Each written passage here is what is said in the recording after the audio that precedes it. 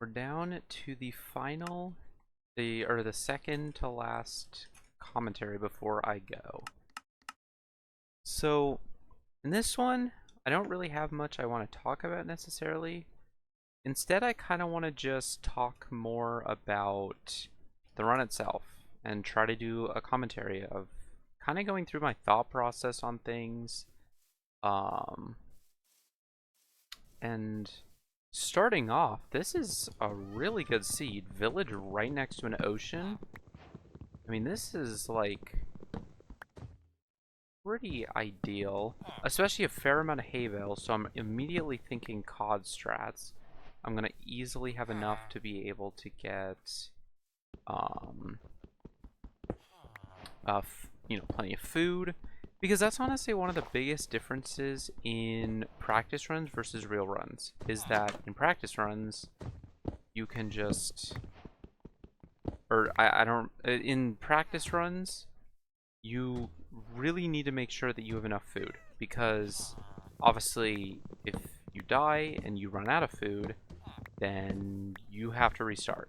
So before you enter the nether, you really need to have enough food, or at least to just, be planned and ready to get more food, because otherwise you might end up getting yourself kind of screwed.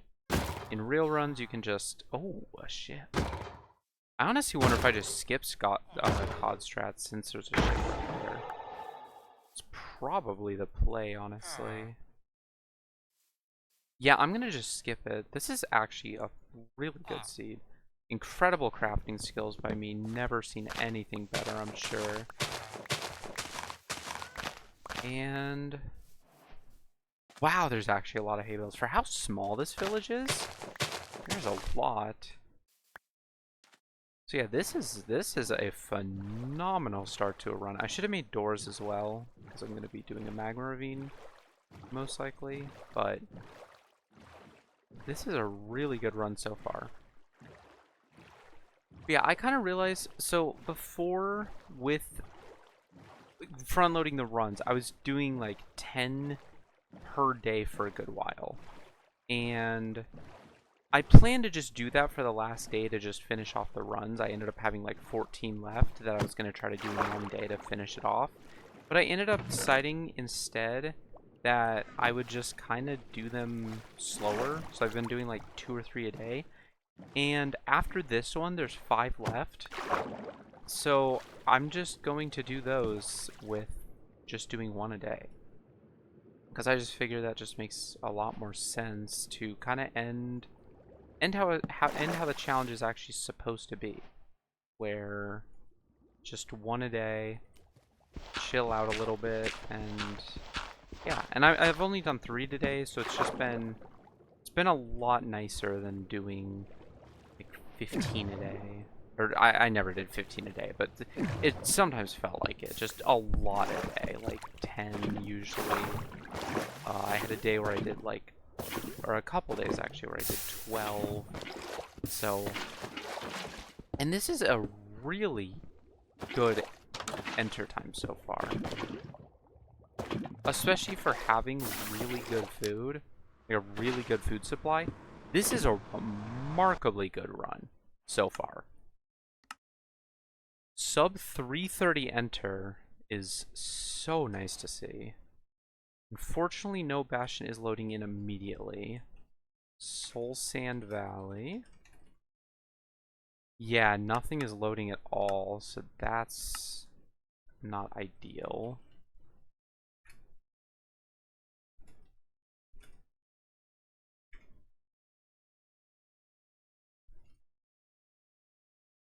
Okay, well, surely in 26 there's something.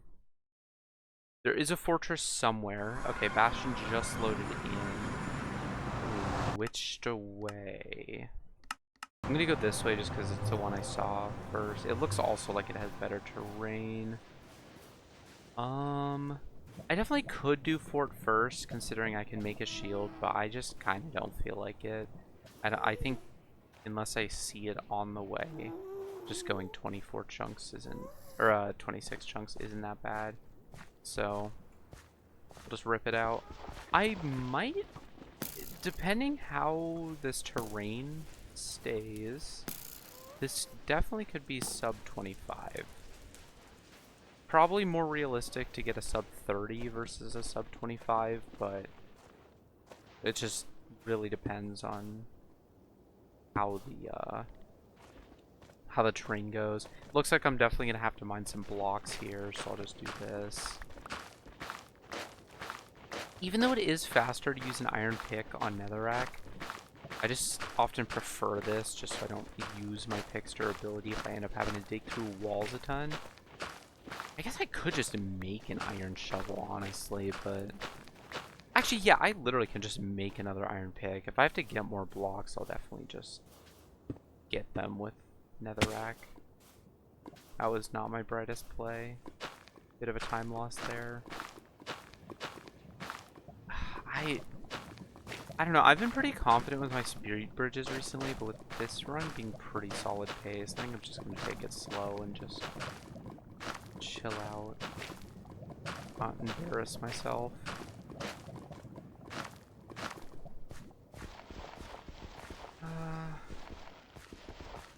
Yeah, this terrain is not holding up, my goodness. So sick. Spawner is still in render distance. I'm really hoping it's not treasure. I have always wondered. I still don't fully understand. I know that if you load in the treasure and then unload it, it then won't get removed from the pie chart. But I feel like it has to have some like render distance thing related to it as well, because like if it's one that's like the one here, if this bastion ends up being treasure and it was 26 chunks away, I loaded and unloaded it, is it going to still screw up me finding a fortress? I don't think it will, but I'm not sure. Honestly, I would have to do more testing because I don't fully understand how it works. I didn't even know until more recently that that's how it worked. Like, I didn't know genuinely until a couple months ago. And, like, learning that was such a big, like, massive difference. I wish I knew that, like, so long ago because the amount of runs that I could have saved. And, wow, speak of the devil. I did not think it was this close, actually. So... treasure. Yeah, this could be a really good run. Like, as long as I don't do... Oh my god, wait, hold on. Yeah, good one, guys. You guys nailed it. I love being able to do that. It's just so funny. There were so many zombie pigs there, too. Boots, love to see it. And 5 obby, absolutely beautiful.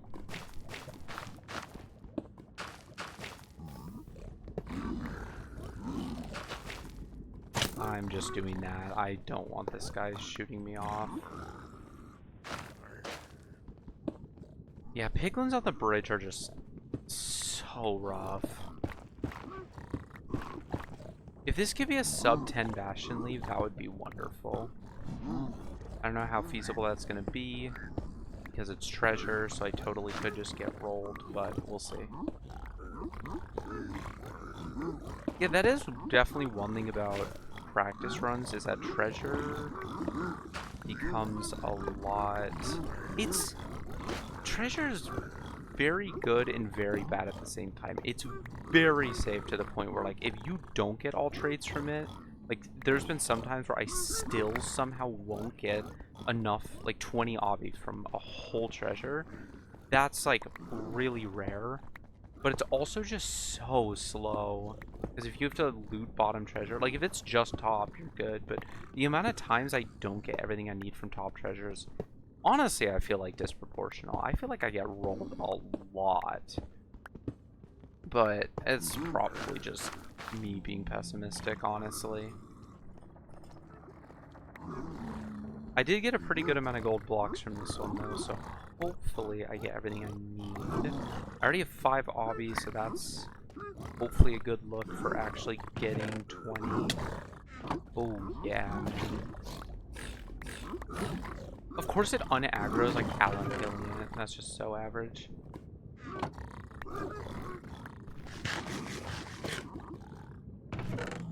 Ooh. Beautiful. Oh my. Okay.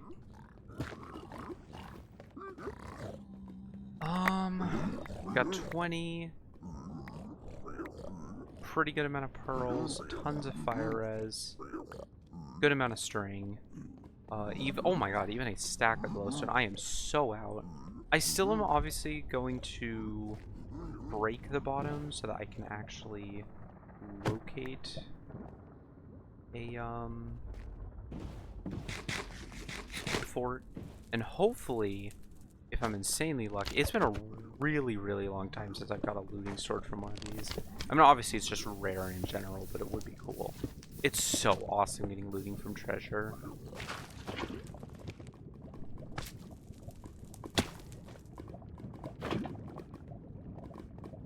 Why are you over here? Hello? But yeah, this is a very, like, those trades from treasure are honestly, like, some of the best I've seen. Prod 4? Yeah. Prod 4 diamond pants. That's really funny, actually.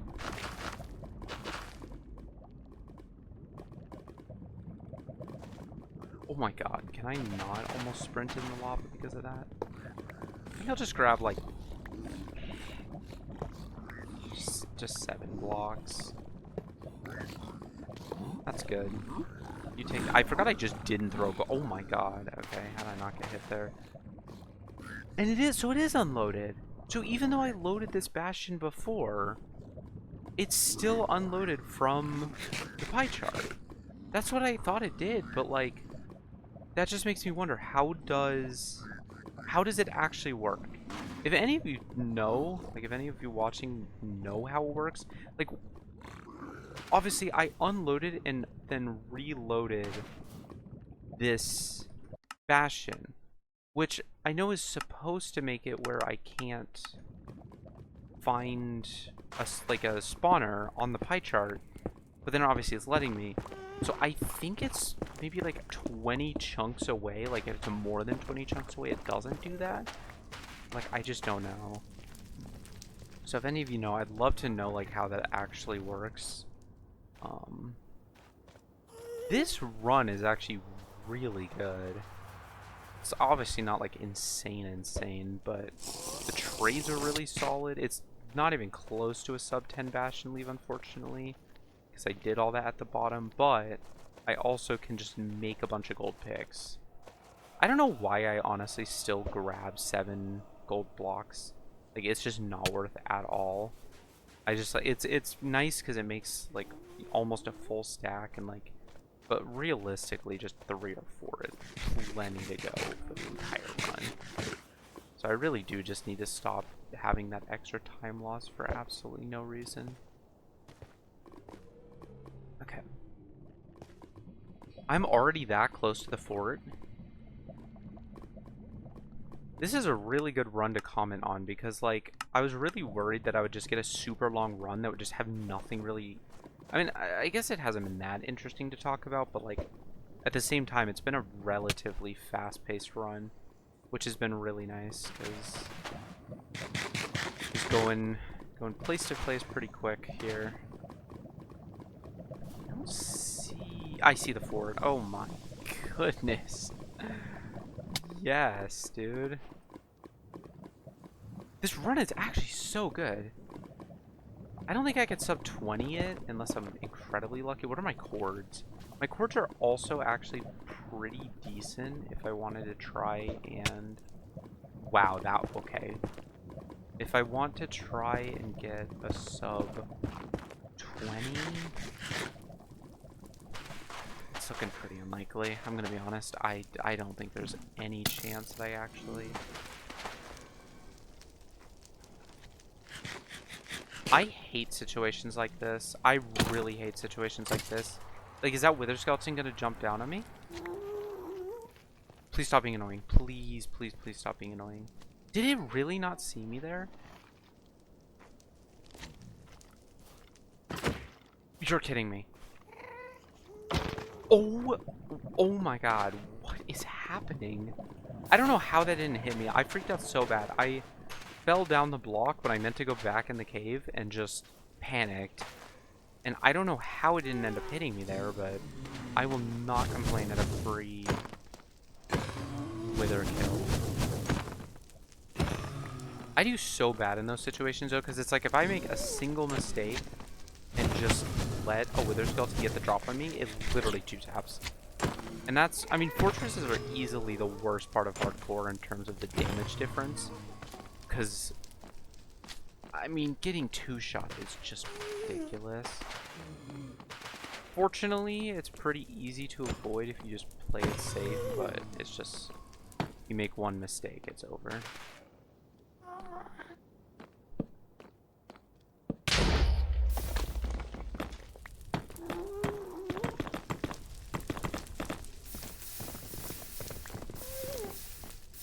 One interesting thing about doing practice runs that I've noticed though, and doing this blaze bed just made me think about it, is that it does unfortunately cause some kind of bad habits when it comes to real runs.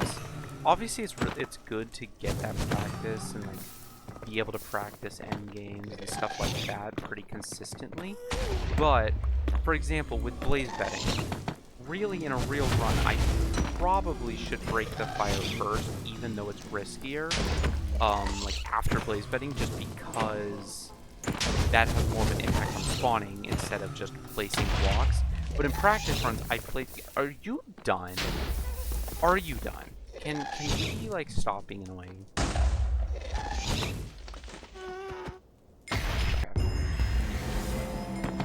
But yeah, instead of breaking the fires like I probably should to try to increase this rate, I'll always build behind because I want to be extra safe like I do in practice runs. Because I just, in practice runs, don't want to just get hit off immediately because another wave spawns, which isn't great. Another one that is kind of bad in, like actually probably one of the worst differences, is that in practice runs, I like spend, and I think I'm just kind of bad at like organizing my inventory in fortresses like regardless, but I definitely spend longer in practice runs organizing my inventory and making sure like I really have everything, when in actual runs, like I need to be better about just going.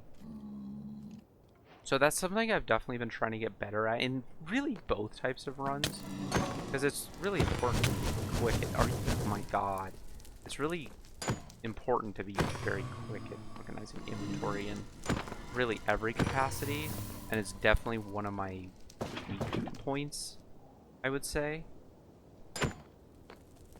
But it's just something that takes time. Okay. I almost hit that pigman. That would not have been ideal. Just gonna go here. And honestly, I probably should do one more pearl, but I think I'm just gonna go right here. This run has honestly been so quick, I feel like I almost have just been like not as focused on, oh, I thought for some reason I was on 500 distance. Honestly, I haven't been able to talk as much about like certain thought processes as I've wanted, because I've just been, it's just been like one thing to the next.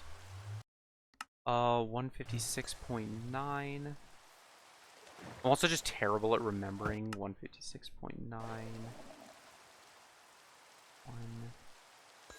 157.5.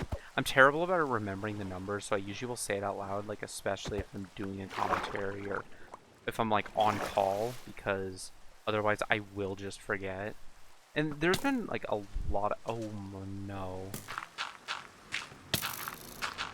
There's been a lot of times recently where I've had to do a third eye because I just forgot what the first eye's angle was, which is just really bad because it's just an unnecessary break chance.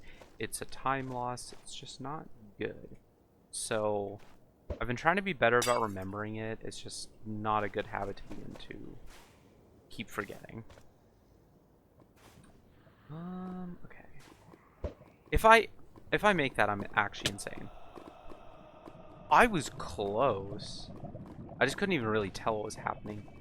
That is the one disadvantage of having just playing with Quake Pro.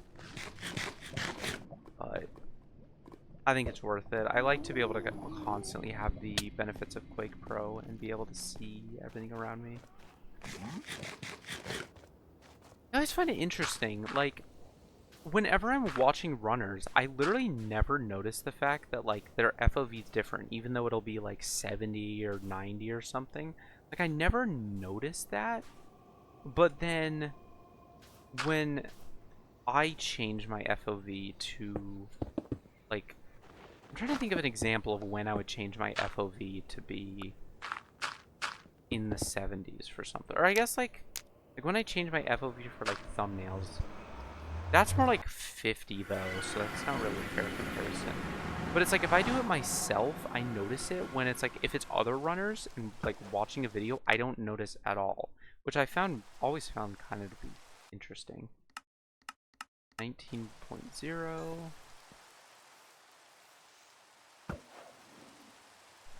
And 16.6. Okay.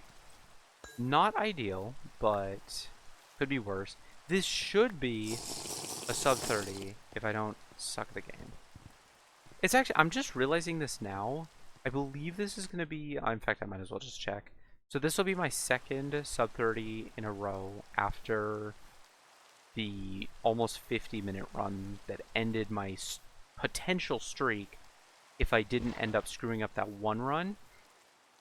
And I'm just now realizing that, like, if this streak does end up continuing and the next 5 runs are all sub 30 runs, then I literally for over 4 months will not get to know if that streak ends up continuing and becoming a new personal best of 9 in a row.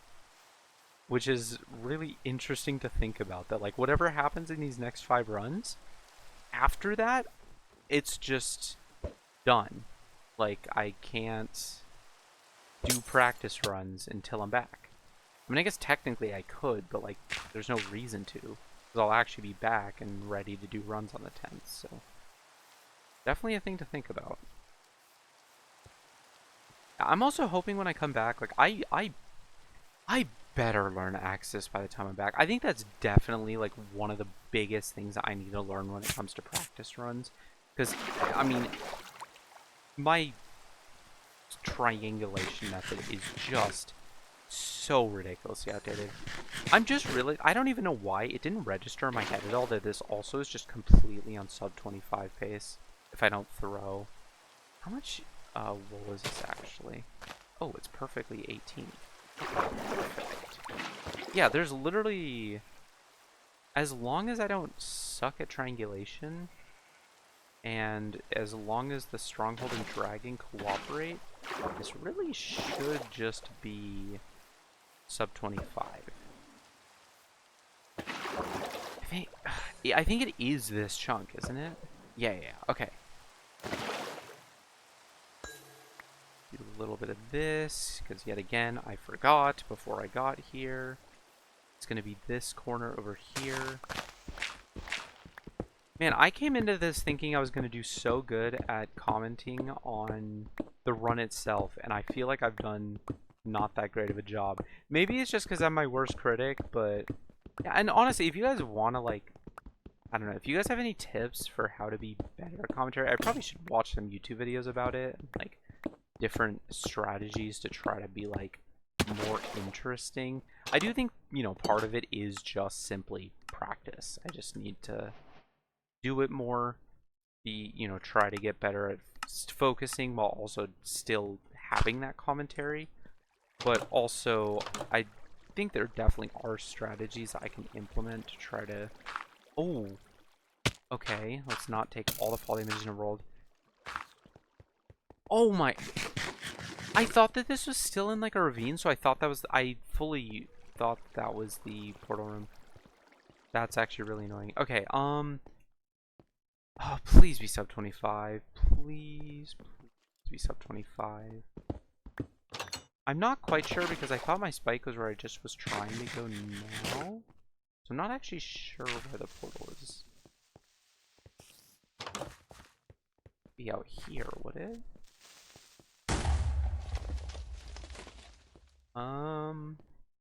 It's so exposed to a cave, so I wish I could just like see it somewhere.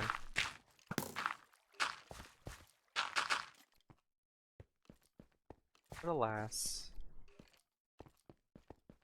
Please, please. Be somewhere. Unless, oh, maybe this... Let's not die. Let's not die. Silverfish. Okay, okay, okay, okay, okay, okay. Please be sub 25. Please be sub 25. I also need to do some notes. 8, 4... 23. I didn't even realize it was that bad. And then it was... I think... I honestly don't remember. It was a 2 eye, so I crafted 2. 2 for 7. That was honestly, like, only 7 eyes for that distance. I feel like I did that pretty well. Crossbow, toss this. Oh. It's very unlikely. I didn't realize there's just how, like, far into the run this was. I'm just not gonna half bow at first, and I'm just gonna pray that somehow it perches literally right now. Yeah, no, it's not sub 25. Unless, no. Okay. I mean, it's still a really good run. Still sub 30. That overworld was honestly so beautiful. Like, I don't know why I always think about this. I remember my dream overworld back in the day, like before hypermodern was meta, would be like a blacksmith village with a good ship next to it. And at the time I thought like, oh, that would be literally like the perfect thing. I think, to be fair, at the time, like food, I didn't know like how good ships could be for food, and obviously I didn't know like Mapless Treasure existed even. It was before that had been discovered. But like, it's just crazy to think that at the time I thought that that would be like the ideal seed instead of just a blacksmith with 10 obby or just a ship next to a magma ravine. I mean, to be fair, I think that was also before I didn't... Okay? I think that was even before, like, magma ravines were a thing. Or at least that I don't know. That was just, like, a memory thing way back when I first started Speedrunning.